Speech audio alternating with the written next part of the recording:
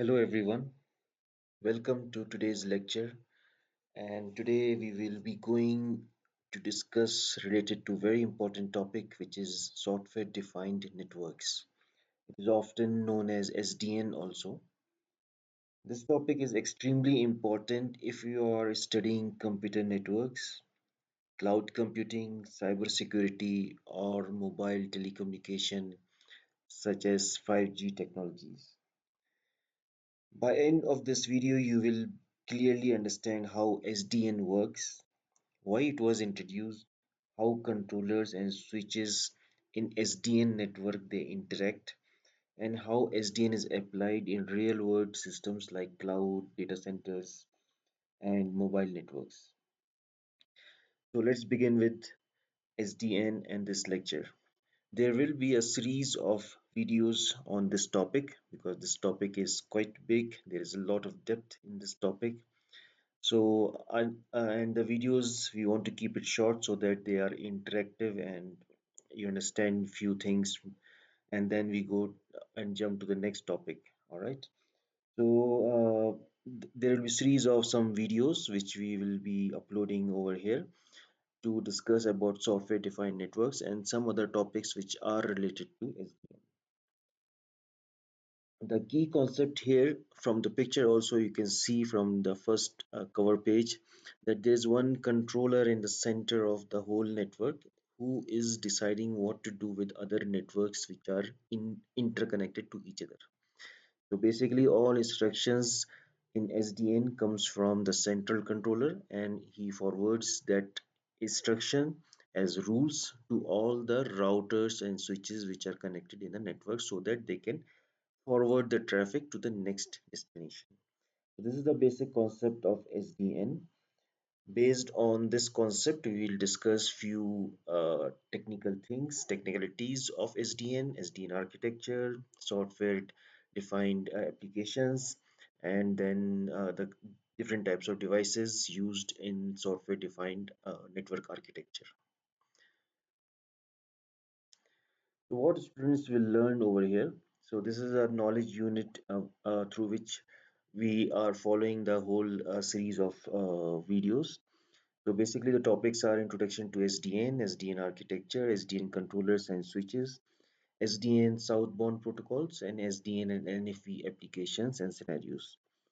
So by end of this video, you should be able to understand all these topics and how you can implement this or apply them in real world industries.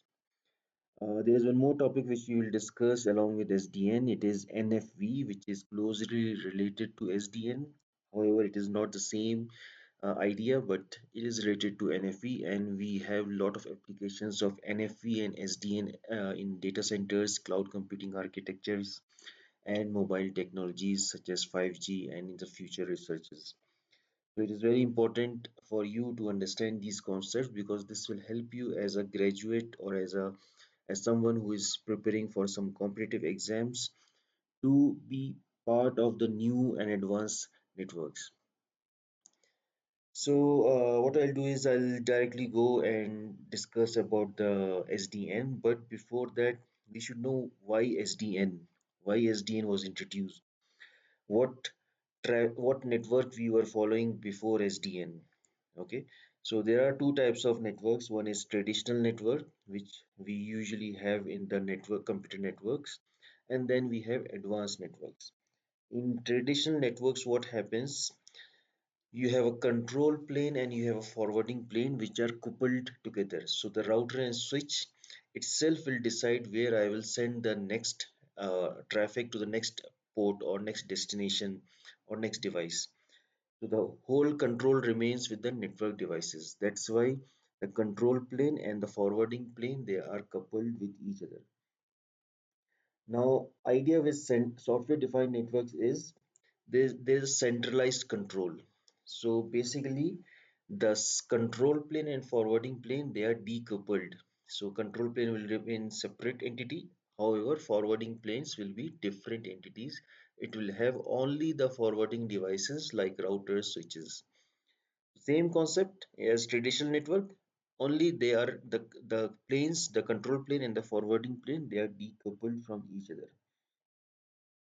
Instead of each network device making its own decisions, SDN moves the intelligence to the software. Okay, so all this brain and all this processing power goes to the controller. Now, benefit is this allows the network to become programmable and flexible, and it is also very easy to manage as compared to traditional networks. So you can think of SDN as a moving network, networking from hardware logic to software logic. So this is somewhat some clear to give you a clear idea about the traditional networks. So in traditional networks, you have switches. You can see the blue color for the switches, and you have a red part which is controller. So once the traffic comes to this switch, this controller which is attached to this switch, it will decide where I have to send either this way or that way, or I have to drop this traffic or this packet. So based on that idea, these traditional networks work. What happens in SDN? So in SDN, what happens? You will have only the network devices in one plane. So here, control plane and data plane in traditional networks, they are all together. They are coupled with each other. But here, if you see network devices, there is no red part. That means there is no controller over here. These are only the network devices, and they lie in data plane. All right. Now, how they will decide what type of traffic has to be accepted or where it has to be forwarded? It all depends on one brain or one central control that is called as controller. A controller is controlling all the network devices and it stays in control plane. So now this is the idea behind the SDN, software defined networks. Your controller is separate and he is controlling the whole network in the data plane. So it has a top view of all the network devices. All the decisions are made here in this controller. How the traffic will be forwarded, whether this traffic will be dropped or blocked, is it a legitimate traffic or malicious traffic? It all depends how the controller is giving instructions to the network devices. So the comparison is here every switch or every router has a decision making ability. So he will make a decision and send the traffic to the next device. They will make the decision and decide what to do. But here the instructions will be given to these devices and based on that automatically the traffic will be forwarded. I hope you understand the difference between traditional and software defined networks. So basically, software-defined networking is a networking paradigm that separates the control plane from the data plane, enabling centralized and programmable network control. Now let's discuss about software-defined network architecture. So basically, you will have three planes in SDN: application plane, which is the top plane; control plane, the middle plane; and the data plane. So these are the three layers through which the whole combination of SDN architecture is built on. The application plane basically, I mean, it works for the network applications and the policies. So all the policies and rules you'll create over here and supply to the control plane. So control plane will have your SDN controller and data plane will have only the forwarding devices like switches and the routers. So what happens, what is the process of traffic or what is the process of SDN? Let's discuss about this. So whenever you have a traffic coming to the switch or the data plane, it will decide what to do with this traffic. By the way, the switches in SDN, they are known as open flow switch. So uh, all the switches which are capability of running SDN, they will be known as open flow switch. So when there is an incoming traffic to the switch, what it will do, it will check what type of traffic it is. So it will match the fields in the flow table. So every open flow switch has a flow table inside it. Inside the flow table, there are rules, flow rules. According to those rules only, the traffic will be forwarded or dropped. So if there is information inside the flow table, The switch will check the rules inside the flow table and forward the traffic according to the flow rule. In case there is no information, what will happen? In that scenario, he will communicate with the controller and he will ask the controller what to do with this type of traffic. So that scenario usually happens when you have a unknown traffic. So unknown traffic means the switch has no idea and there is no entry inside the flow table. So unknown traffic comes to the switch. What switch will do? He has to now communicate with the controller because he has nothing inside his flow table. There is no entry of this incoming traffic in this flow table. So what it will do, instead of sending the whole packet to the controller, it will send a small part of packet to the controller. Remaining part will be stored in packet buffer. So there is one more table which is known as packet buffer. It is a temporary table. It will store the information of packet for some time. Then it will send the information to the SDN controller, which will lie in control plane separately. This information is sent as a packet in. So packet in will have the information of the all the packets, all the traffic which is unknown to the switch, or there is no entry inside the flow table of any of the switches. So it will ask the controller what to do with this kind of traffic. So controller will do its process. It will check the traffic. It will check if it is malicious or it is legitimate traffic, or what to do with this kind of traffic. So he will create one new rule and he will send that new rule to the switch. And he sent this with the help of message known as packet out or flow modification, also flow mod. So controller communicates with the switch in two forms, packet out and flow modification. We'll discuss packet out and flow modification, what is difference between these two types of packets. In flow modifications, he will modify and add and give new entry to the flow tables. Packet out will be the reply of packet in. Okay, so he will communicate back with the switch and he will add one new rule which will be stored inside the flow table. And once the flow table is updated for the new unknown traffic, this packet buffer will remove the information of the packet, send to the connect with the original packet and send to the forwarding device or any device, whatever is the destination for that traffic. So this is how they will communicate. Control plane and data plane, they communicate. So controller and switch, open flow switch, they communicate with the help of southbound API. Okay. So the communication mode, or you can say protocol, is southbound API between control plane and the data plane. Similarly, the controller can communicate with the application plane, which is the top plane of the SDN architecture. And for that, he will communicate with the help of northbound API. It is not necessary that in SDN architecture you will have only single controller. You can have multiple controllers and they communicate with each other with the help of another protocol known as eastbound and westbound APIs. This is the complete architecture of SDN. So I hope you got an idea how actually SDN architecture works. Now this gives us flexibility over traditional networks. Now here controller is deciding how the traffic will be moving. If the traffic is good or is bad, is malicious means it's some kind of attack is there, some kind of traffic which has to be avoided. So all the rules will be given by the controller to these devices.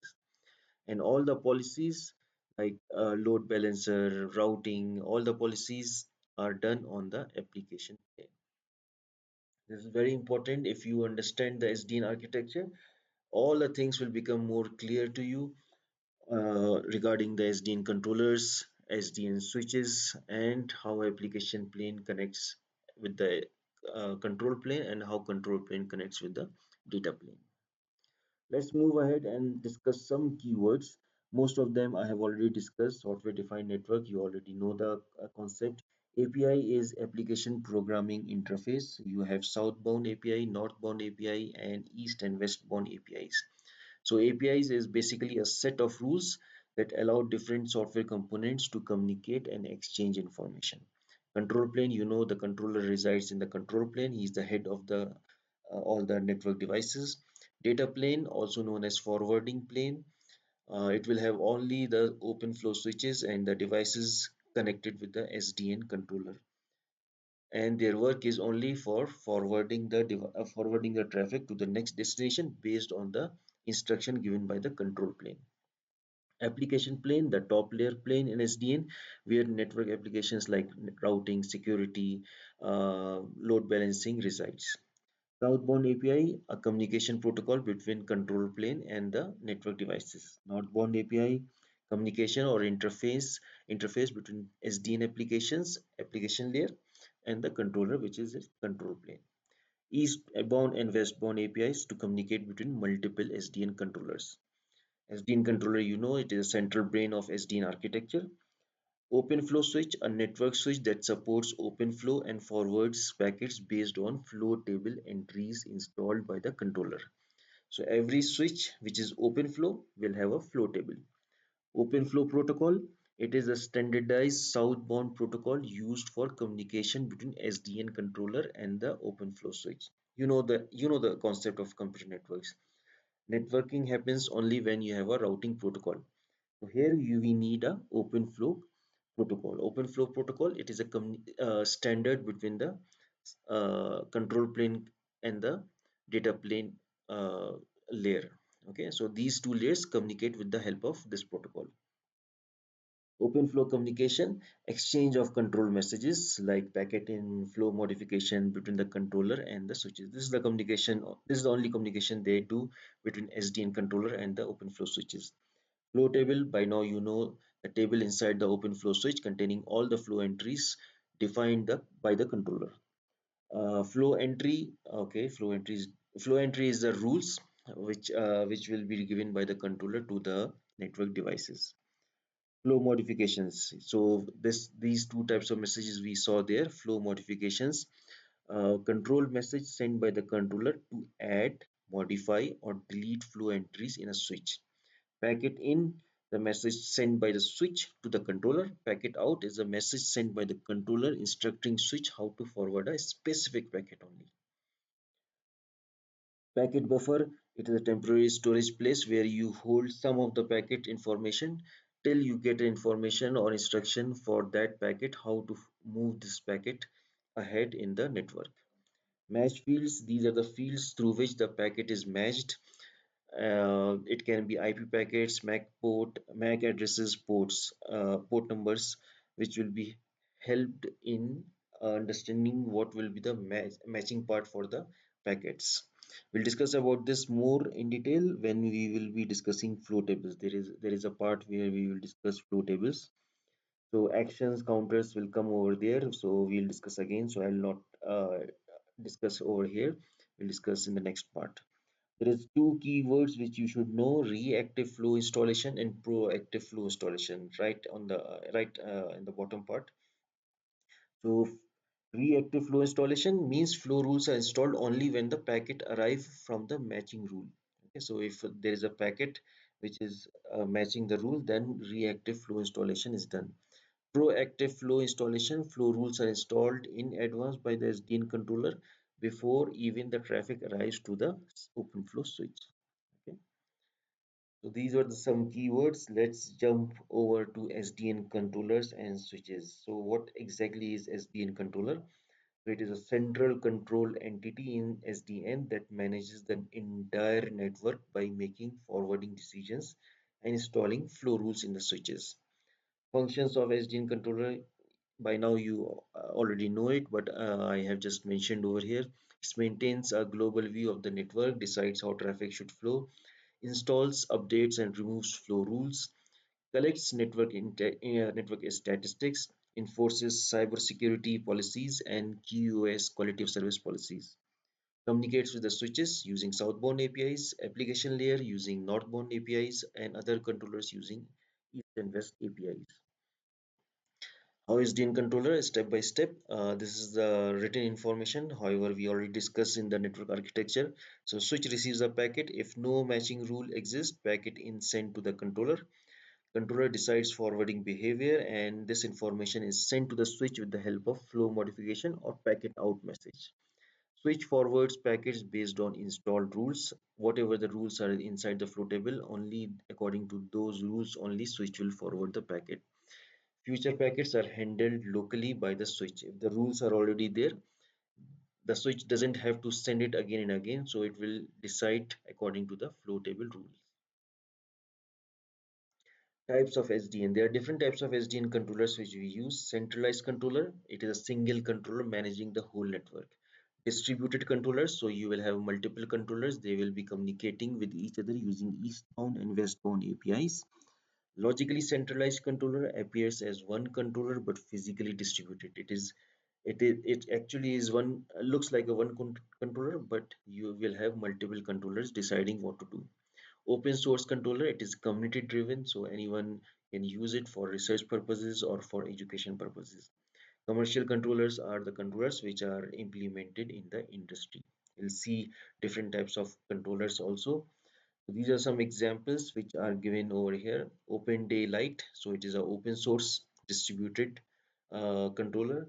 We have owners, we have Rue, we have Floodlight, Box. These all controllers are used for educational and teaching purposes. Now they use different languages, mostly Java, except for Rue, which is very famous among the researchers and the teaching uh, education purposes, and it uses Python as programming language.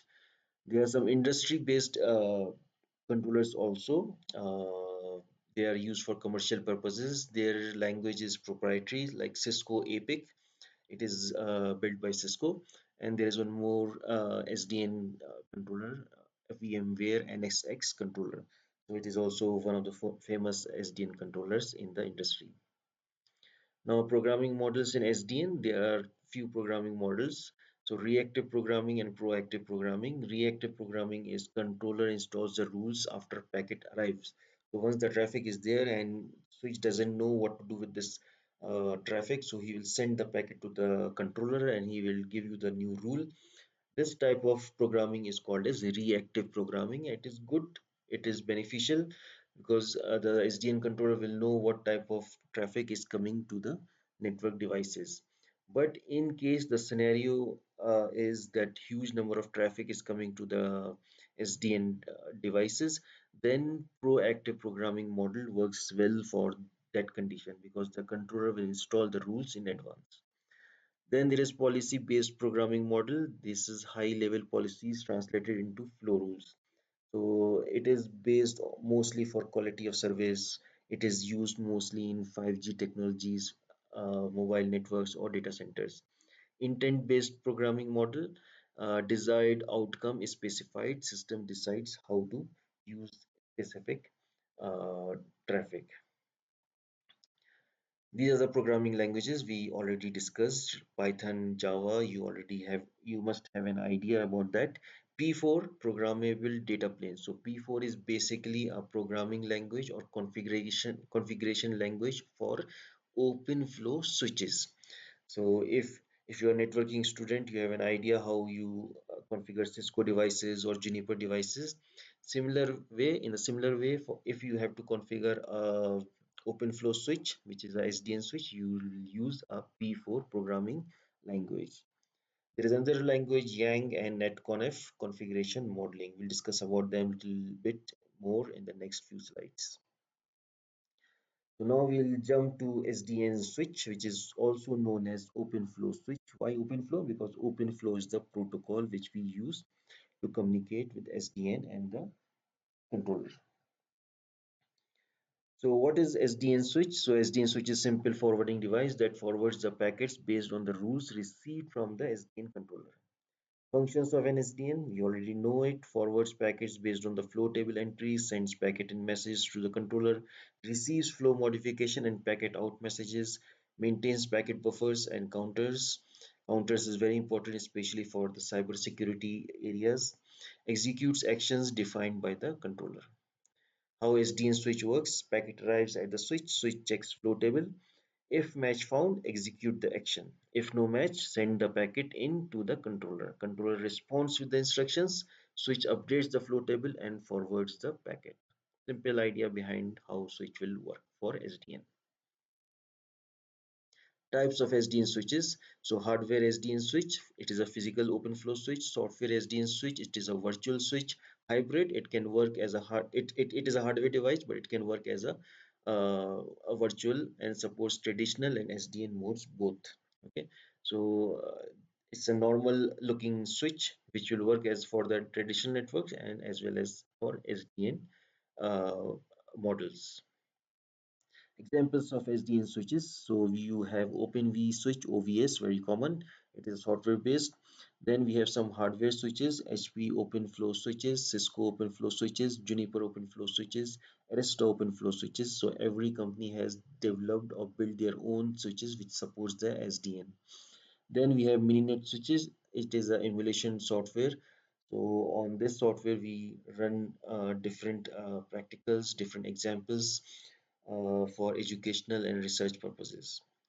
A quick comparison of controller and switch that will give you a clear definition of controller and switch working. So the role of SDN controller is for of decision maker, and for SDN switch is just for packet forwarding. It works in the control plane, and SDN switch works on data plane. Intelligence of SDN controller is considered high, wherefore the switch is minimal. Programmability, yes, SDN controller can be programmable, but SDN switch is not programmable, only controller can be programmed. View of network, SDN controller has a global view, whereas switch will have a only local view.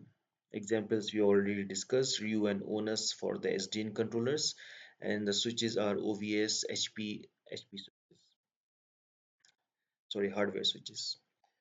Now we'll jump over to the northbound and southbound protocols. Here, southbound is very important because it is the one which is communicating between controller and the switch.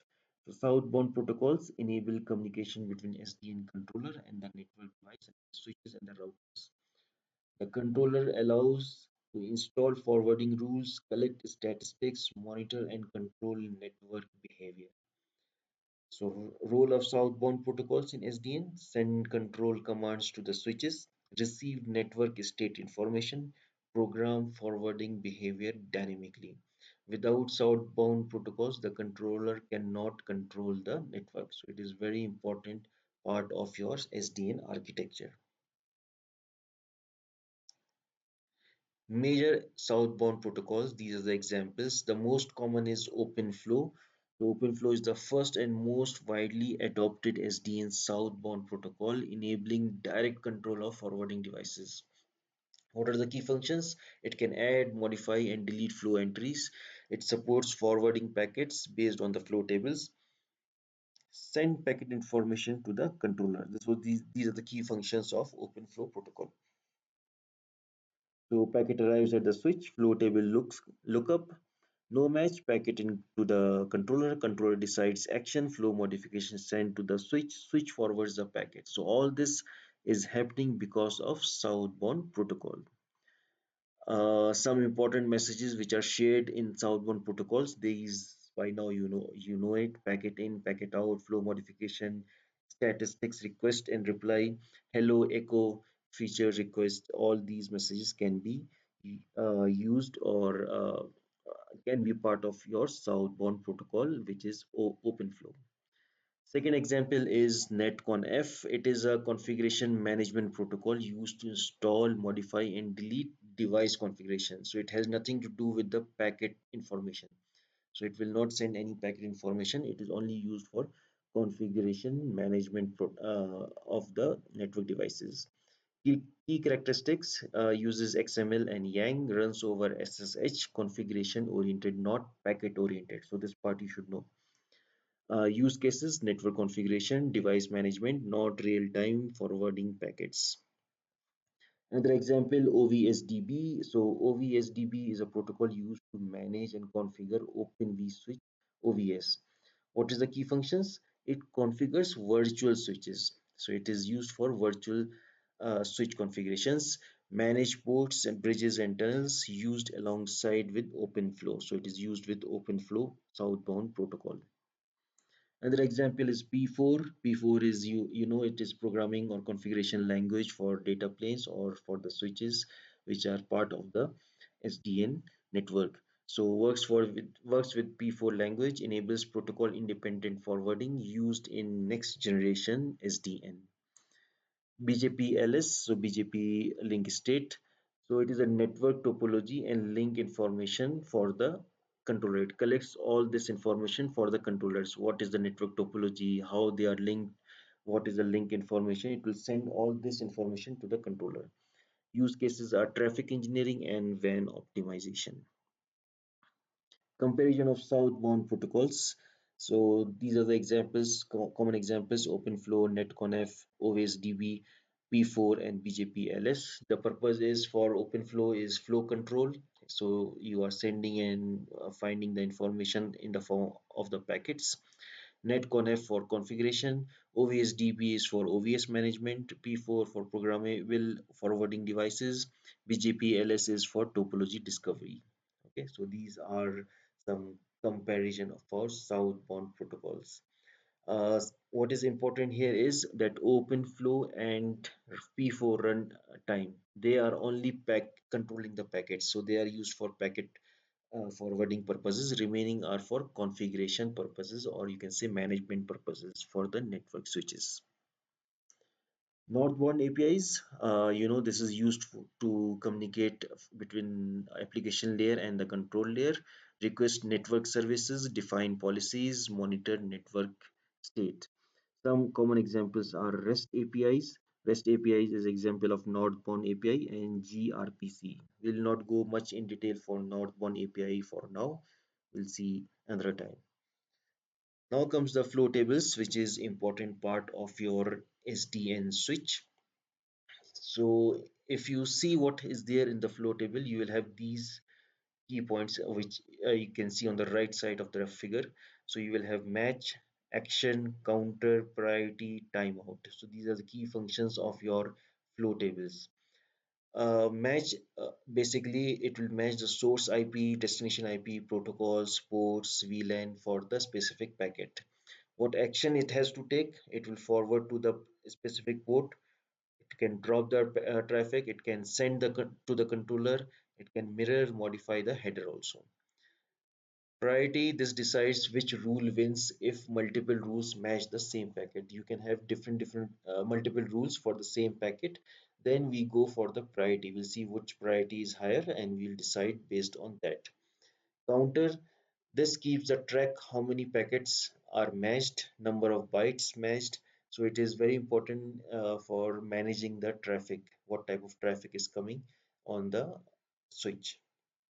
Then you have a timeout. This tells the switch when to delete this flow entry. So a specific entry can be deleted from the flow table, because flow table is you can say that it is fixed. There is no, it cannot be increased, or it cannot be, the capacity cannot be increased. So at some point the flow entries has to be removed.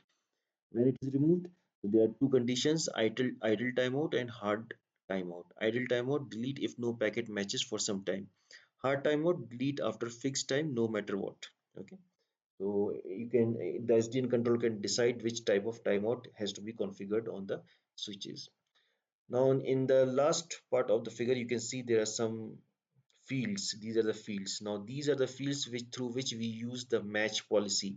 So here the match is based on these fields. So there are three types of basic match fields: layer 2 fields, which will have switch port, VLAN ID, VLAN PCP, MAC source, MAC destination, and Ethernet type. Match fields, which is for layer 3 fields, it will have IP source, IP destination, IP toss, and DSCP IP protocols. And layer 4 fields, it will have source port and destination port. So these are the three layers which we consider for matching the fields of any packet coming to the switch. So based on that, flow table entries will be matched. Now the quick idea is, whenever the packet comes to the SDN switch, it must quickly answer. It must quickly decide if it has to be forwarded or it has to be dropped. What type of action has to be taken. So which flow rule matches this packet is the important question. for the SDN switch.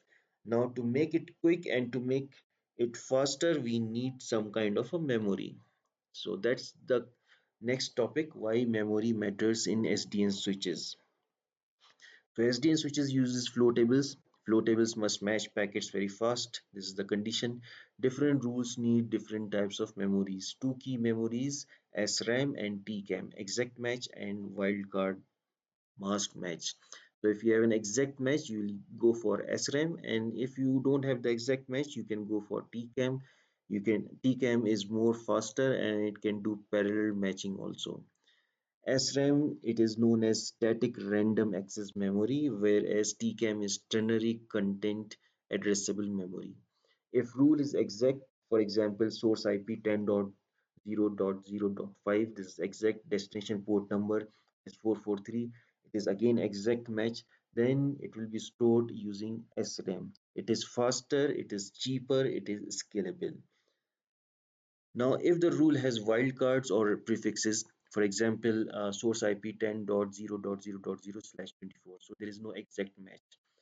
Another example, any destination port, not exact match.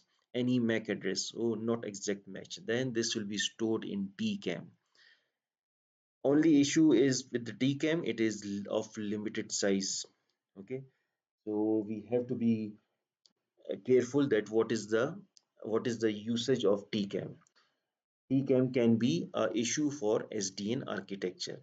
However, the benefit is it does a parallel matching. Parallel matching, if there is a two rules, rule A and rule B, so it can check multiple rules at the same time. Whichever is having the higher priority, it wins and it will be considered as a flow entry, according to which the traffic will be forwarded.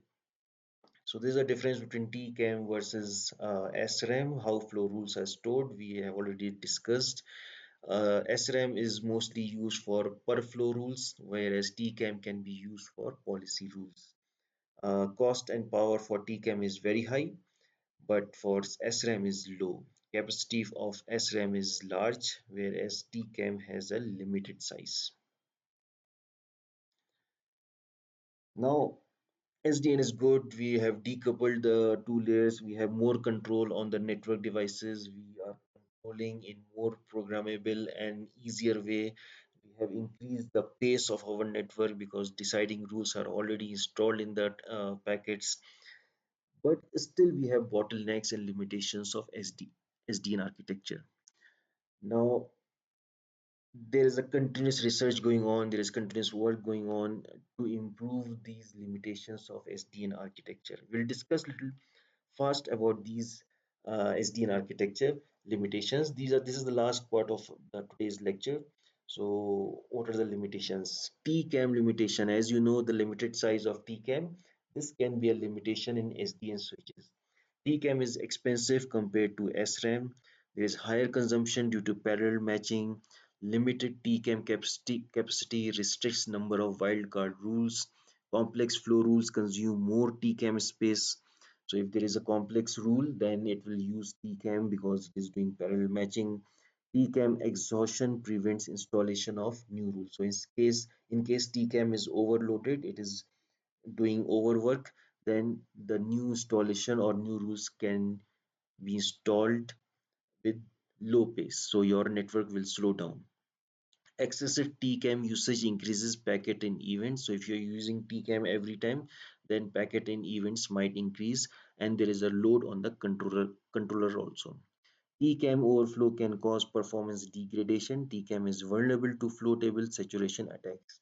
If there is a saturation attacks on the flow tables of the switches, TCAM is vulnerable. So this is one big limitation for SDN architecture on which we can work for the how we can consume the power of TCAM, how can we decrease the computational cost of TCAM in SDN switches. Another bottleneck for SDN, centralized SDN control can become a performance bottleneck.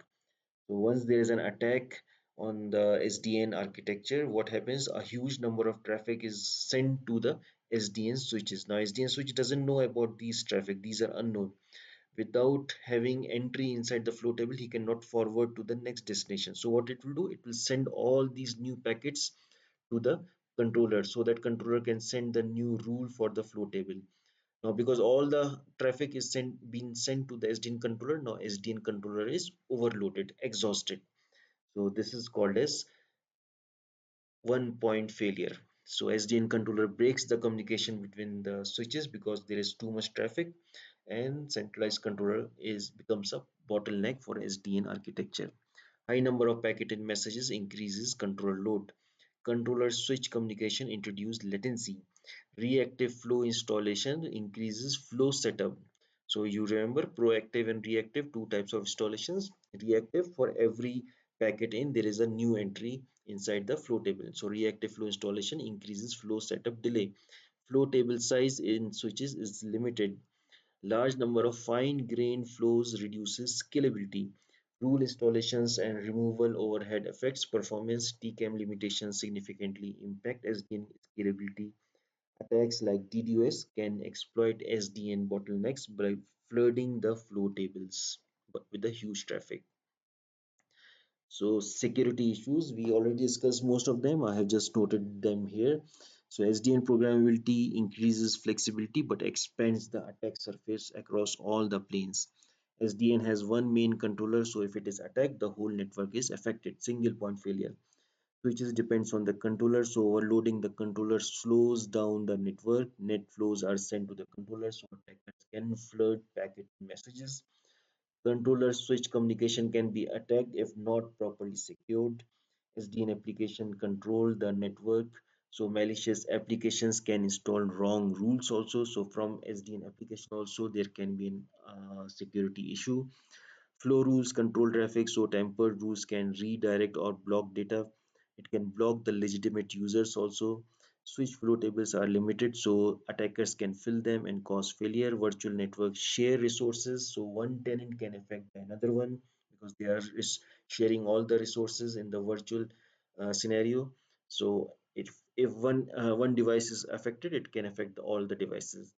Centralized configuration means one mistake spreads everywhere. More programmability means larger attack surface. So there are benefits of SDN, but it gives us more space for the cyber attacks. So we have to be careful. We have to develop the models or algorithms which can stop such attacks. One very common attack is DDoS attack.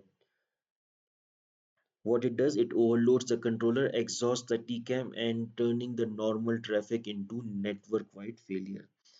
So even the legitimate users are not able to communicate with the services. They are not able to get the services because of DDoS attacks. This is the main concept behind the DDoS.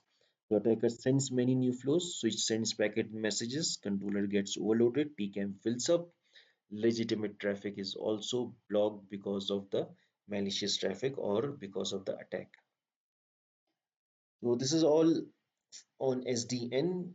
Uh, so by now you know the concept of SDN, how it is different from traditional networks, how SDN works, how the messages are processed, what are the communication protocols between control plane and data plane, how it communicates with the application plane, and how central controller can be a benefit as well as a bottleneck for the network. So these are all key points for SDN. I hope you get an idea behind the SDN architecture. In the next video, what we'll do, we'll discuss more about SDN related to the clouds, related to the data centers, related to 5G technologies, what is NFV, what are the applications of SDN and different techniques inside the cloud data centers or mobile telecommunications. All right, that's it for this video. I hope you understood the concept and the core idea of SDN. In the next part of the series, we will dive into SDN applications into cloud, data centers, and 5G technologies in mobile telecommunication. We will also discuss NFV, NFV application, and how NFV and SDN are interrelated, being different entities with real-time industries. I hope this helped you. This video has helped you in understanding this topic. We'll come back and we'll go for the next topic. Till then, thank you very much and have a very good day.